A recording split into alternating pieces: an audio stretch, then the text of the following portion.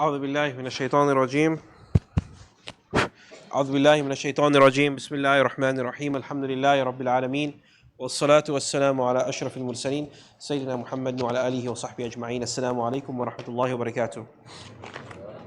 Alhamdulillah, we have reached the 19th night of Ramadan, and tomorrow would be the last of the third of the month of Ramadan, and Tuesday inshallah we will begin the last 10 nights. How quickly we're in that last 10 nights mode. And we ask Allah to accept what has passed so far of Ramadan and grant us the best, the ability and the energy and the strength to push ourselves to the next level.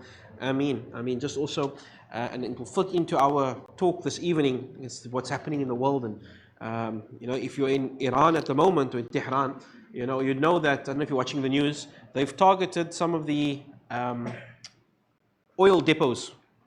And so you have these oil storages burning, and this causes a lot of smoke. At the same time, there's a bit of a storm or a clouds, and that mixes. And so now you have this black layer, hanging over the people, and it's raining like ink on the ground. You can only imagine what that is like. And similarly, in Lebanon, over 400 people already killed. And so, subhanAllah, when we look at the situation, we feel so powerless, so helpless.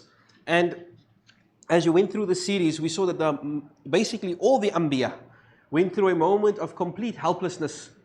And at that point, they would besiege Allah and they would invoke Allah, and Allah subhanahu wa ta'ala would help them when they were at their lowest point. And the first Nabi who was really pushed to the brink was, of course, Nabi Nuh alayhi salam. Nabi Nuh was the first messenger of Allah that was sent to a people who completely disobeyed him and abused him and harmed him for many, many years. So Allah subhanahu wa ta'ala says, وَلَقَدْ أَرْسَلْنَا نُوحًا إِلَىٰ قَوْمِهِ, that we sent Nuh to his people, فَلَبِثَ فِيهِمْ أَلْفَ سَنَةٍ, and he persisted with him for 1,000 years, إِلَّا 50, except 50, meaning 950 years. فَأَخَذَهُمُ الطُّوفَانُ وَهُمْ ظَالِمُونَ, and eventually they were drowned by the flood. And the Nabi says in a hadith, he's like visualizing, I can see a Nabi being beaten up by his people. Imagine a Nabi being kicked and spat at and being abused, and he's wounded, and he is wiping the blood off his face, this Nabi. And in this moment, he makes dua and he says, Oh Allah, forgive my people. Forgive them, they don't understand what they're doing. Forgive them, for they don't understand what they're doing. And the Mufassirin, or the people of, this hadith, scholar says, it appears that this is Nabi Nuh. He's seeing how Nabi Nuh is being abused. Now imagine, old man, senior man, being kicked and spat at and abused non-stop for 950 years, year after year after year. And he just persists and he persists and he persists.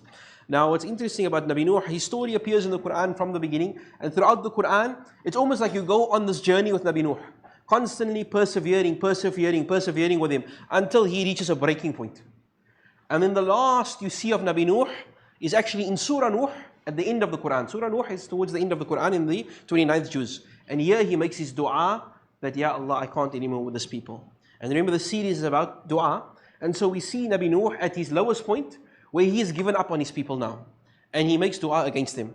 So Nabi Nuh's dua, Nabi Nuh says, قَالَ رَبِّي إِنِّي دَعَوْتُ قَوْمِي لَيْلًا وَنَهَارًا. Just look at the frustration. And again, what we learn from is how we make dua. Ya Allah, I've tried and I've struggled. Whether it is with your health or your job or your children. Ya Allah, I've struggled and I'm at my wits' end. You see a Nabi that has nowhere else to go, and he says, Ya قَالَ رَبِّي إِنِّي دَعَوْتُ قَوْمِي لَيْلًا وَنَهَارًا. My Lord, he's crying out, I have called and I've begged my people night and day.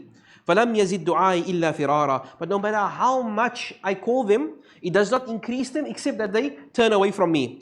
وَإِنِّي كُلَّمَا دَعَوْتُهُمْ, and every time, whenever I call them, لِتَغْفِرْ لَهُمْ جَعَلُوا أَصَابِعَهُمْ فِي آذَانِهِمْ, and whenever I invite them to be forgiven by you, Ya Allah, they put their fingers in their ears, في آذاني واستغشوا ثيابهم, and they put their clothing over their heads, وأصروا واستكبروا استكبارا, and they run away and they mock at me and they are angry and they haughty and they tease and they make fun. The more I call to them, the more it just increases them in hostility. So he says, Ya Allah, ثم إني دعوتهم جهارا, I spoke to them openly.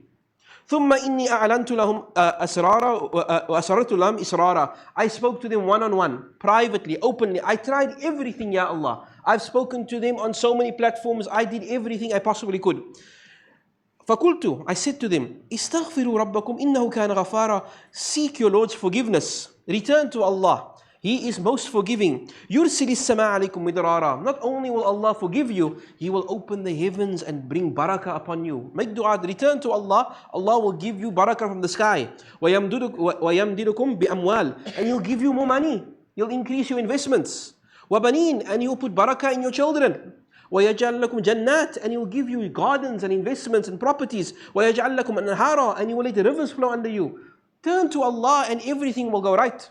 مَا لَكُمْ لَا تَرْجُونَ لِلَّهِ وَقَارًا. What is wrong with you that you turn away from Allah? You're not in awe of Allah. You can see Nabi Nuh's frustration. وَقَدْ خَلَقَكُمْ أَطْوَارًا. When Allah is the one that created you in stages. Now, Nabi Nuh is trying and struggling. Then he says, قَالَ نُوحُ رَبِّي. Now he's done.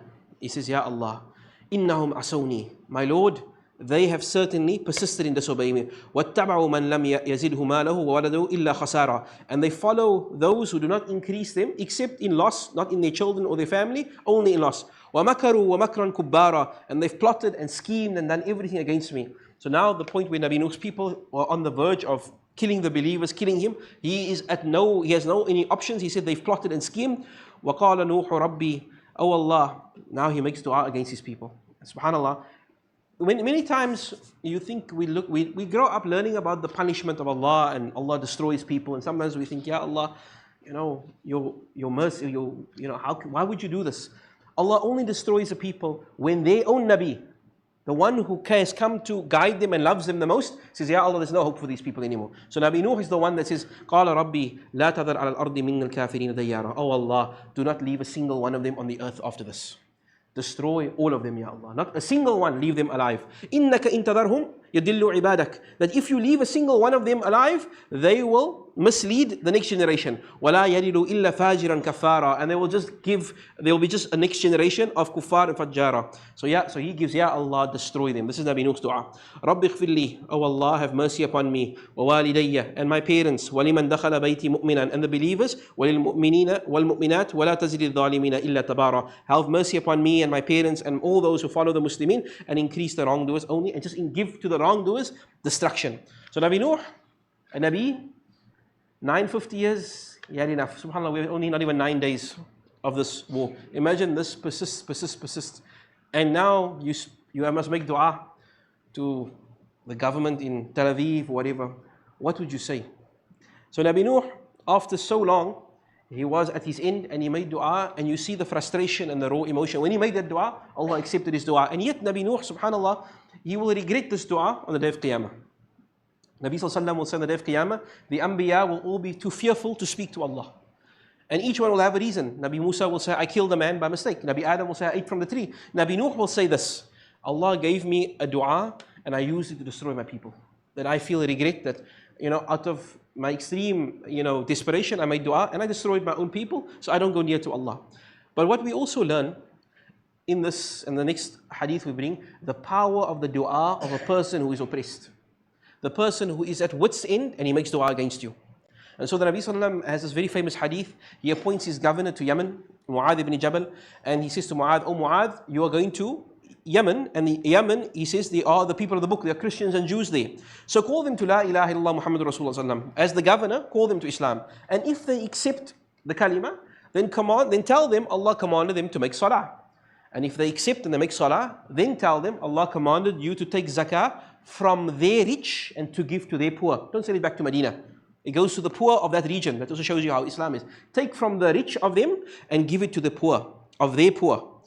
And then he says, and if they obey that, they do that, they pay the zakah, then beware of taking the best of their wealth. Do not take 1 cent more of what is due in zakah. And beware of the dua of the oppressed. For the dua of the oppressed, there is no hijab, there's no barrier between Allah answering it and the oppressed. And in another hadith, the Nabi says, beware of the dua of the oppressed, even if it is a kafir, a non-Muslim, because there is nothing that blocks the dua of the oppressed person. So even a non-Muslim that has been oppressed by a Muslim, if that person makes dua against you, Allah subhanahu wa ta'ala responds to that dua. So for all of us, we must be careful about the people we hurt, and the people that we harmed, and of course, for those who harm and cause injustice, whether on the global scale, it's not only on CNN and BBC that you see the tyrants, there are tyrants in our community. People will brutalize their family, their employees, their family members, subhanAllah. Remember those du'as that people make against you, and similarly the du'as that people make for you. You give someone a 5 rand or a sandwich or whatever, and that person makes genuine dua for you, and it puts barakah in your life. So may Allah protect us from the du'as of those whom we harm. May Allah forgive us and pardon us for the harms that we do to others. And may Allah bless us and protect us from the harms of this dunya. Ameen. Question this evening: how long did Nabi Nuh live amongst his people? Easy one. Ayah mentions how long. And then, what was the name of the 2 mountains when the Nabi Sallam was in Taif? Yesterday we spoke about the Nabi Sallam's dua, and of course it is Al-Akhshabain. Not anyone with Jabal in there. Let's see. Dhakir the toy. MashaAllah, Dhakir. And for the ladies, Sister Hafsa Ahmed. She here? Sister Hafsa? Oh, there we go. MashaAllah. MashaAllah. Salamat to Sister Hafsa. And then just a few announcements. Of course, the Maharajan, as we said, as we reach the last few days of Ramadan and Eid, one of the best things we can do is to make sure that someone has a meal to eat. And so the Maharajan, if you and your family would like to contribute, you can. But of course, everybody needs to pay Zakatul Fitr and or Fitrah, as we call it here. Everyone, what is Fitrah? Every single person that you are responsible for, you and your dependents. So if you have a house and you've got kids and you've got even a child on the way or a parent in your house that you're looking after, every single head must pay 84 rand as Zakatul Fitr. And we have to do that now because obviously this must be paid and given in before the day of Eid, before the Imam gives the sermon. And obviously we only got about 10 days left, so this must be put together and parcels must be given. So please, 84 rand for all your dependents. And of course we are collecting for the soup kitchen and then your kufia as well, the special red fez. For those of us who want to dress fancy on the day of Eid, and we are bringing the red fez back. And so anyone who wants it custom made, not much time left, please contact the number there. And inshallah have your red fez made, or whatever color you want, maybe something nice with a Palestinian flag. May Allah accept. Ameen. Assalamu alaikum wa rahmatullahi wa barakatuh.